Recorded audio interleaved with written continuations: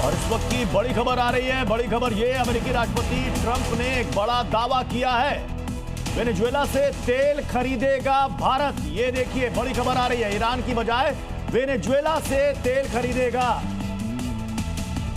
तो जल्दी से चलिए, मैं अकु श्रीवास्तव इस खबर के मैं मायने समझना चाहती हूँ। क्या अब अमेरिका तय करेगा कि कौन देश किससे क्या खरीदेगा? और ये जो दादागिरी ट्रंप की चल रही है, ये आगे ऐसे हमें देखने को मिलेगी। हालांकि हमें तेल सस्ता मिलेगा वेनेजुएला से, ये बात हमारे सस्ता मिलेगा। और सस्ता इसलिए मिलेगा कि ये तेल हम रिफाइन हम ही कर सकते हैं। ये भी समझिए, वेनेजुएला का तेल सिर्फ 2 देश रिफाइन कर सकते हैं बड़े लेवल पर, छोटे मोटे लेवल की बात नहीं है, चाइना और भारत। तो ये तेल वैसे भी भारत को आना था और फिर भारत अपने रिफाइनरी की बात है, अपने पास में रहेगा, रिफाइंड होगा, तो वहां से निश्चित रूप से सस्ता मिलेगा। और भारत जहां से भी सस्ता मिलेगा, रूस से मिले, अमेरिका से मिले, वेनेजुएला से मिले, ऊपर से मिले, नीचे से मिले, दाएं से मिले, बाएं से मिले, वहीं से खरीदेगा।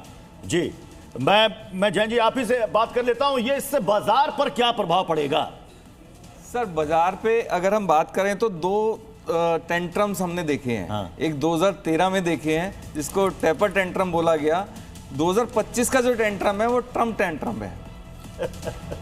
तो ट्रम्प टेंट्रम को अगर आप देखेंगे तो ट्रम्प टेंट्रम में हमने 2013 में हम हिले थे, लेकिन इस बार ही हमने ट्रम्प को हिलाया है। आप देखेंगे डेली ट्रम्प के नए नए बयान। जी, अब तो ताली बजती है।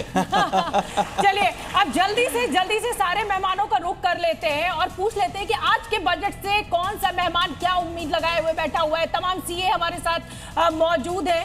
और देखिए, फिनेंस तरुण शर्मा, जी न्यूज संवाददाता है, इस समय वित्त मंत्रालय के बाहर मौजूद है। तनु शर्मा, आज तो वित्त मंत्रालय का दिन है, वित्त मंत्री का दिन है, दिखाइए तस्वीरें, क्या कुछ चल रहा है वहां पर?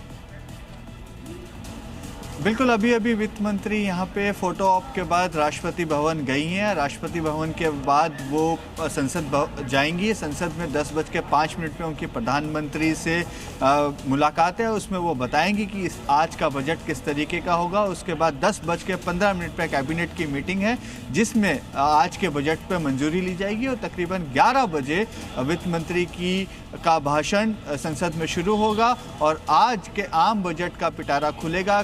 कौन से, जैसे किसानों के लिए उम्मीद की जा रही है कि किसान सम्मान निधि में बढ़ोतरी की जाए। डिफेंस का बजट जो है वो 20% के आसपास बढ़ाने की बात हो रही है। ऑपरेशन सिंदूर के बाद से ही ये कयास लगाए जा रहे थे कि अब का जो बजट होगा डिफेंस का वो बढ़ोतरी के साथ होगा। तो अब 2,60,000 करोड़ तक का बजट इस बार हो सकता है।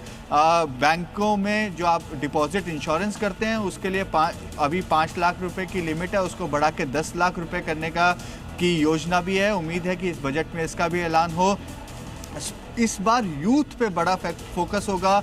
जेनजी की जो बात की जाती है उस पर एक बड़ा फोकस होगा। इस वजह से स्पोर्ट्स के लिए भी एक पॉलिसी लेकर आई जाएगी, क्योंकि 2036 के अंदर कॉमनवेल्थ गेम है, साथ ही ओलंपिक। और इस समय की बड़ी खबर हम बता दें, तनुज आपके पास आएंगे। बजट के दिन बढ़त के साथ खुला है बाजार, यानी स्वागत करता हुआ नजर आ रहा है बाजार। शेयर बाजार जो कुछ दिनों से अच्छी खबर निवेशकों के लिए लेकर नहीं आ रहा है, उसने स्वागत किया है।